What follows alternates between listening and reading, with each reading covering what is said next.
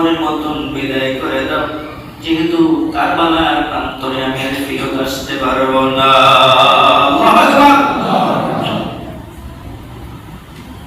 মা বললেন ঠিক আছে বাবা,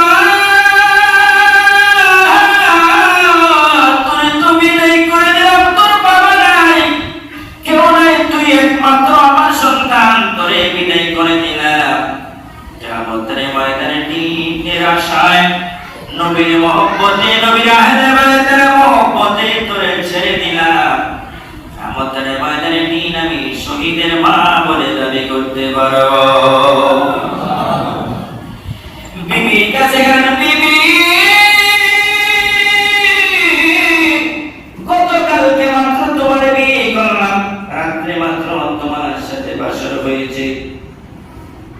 বিবির সামনে একটা রুমাল বিছিয়ে এলেন, দেওয়াল বিবি গো, তোমার গহনা গুলো এর মধ্যে রাখো, কানের জিনিস নাকের জিনিস গুলো খুলে রাখো, বিষয় কি বলে বিষয় আছে পরে বলবো, আগে তুমি রাখো। আল্লাহু আকবার বলেন। কেমন মজাই, কেমন নবী প্রেমিক, কেমন আওলাদে রাসূলের প্রেমিক, আহলে বাইতের প্রেমিক, রাখতে বলতেছেন এ বিবি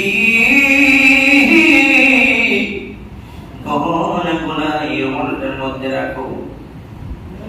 গহনাগুলো রুমালের মধ্যে রাখলেন, রুমালের মধ্যে রাখলেন, পরে বললেন বিবি গো, গতকালকে মাত্র তোমার নতুন বিয়ে করেছি, গতকালকে নতুন বিয়ে করেছি, ফজর নামাজ পড়ে যেন কালের মধ্যে অবস্থ, কোন মুসলমান যদি থাকো, কোন মুসলমান থাকলে কারবালার প্রান্তরে গিয়ে হাজির হও। আল্লাহু আকবার বলেন।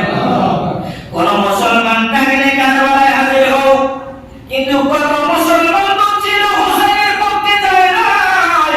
আমি আব্দুল ওয়াহাব, আপনি জীবিত থাকতে আমার জিন্দা ভাই সালাম নাই, আমার সামনে রাহমাতুল লিল আলামিন আদরের দুলালি হোসেন দুনিয়া জমিন থেকে যাইবে, আমি পয়সা গুলো না বানাই। ইয়া রাসূলুল্লাহ, ইয়া হাবিবাল্লাহ। আব্দুল ওয়াহাব ইসলামী বলেন, স্বামী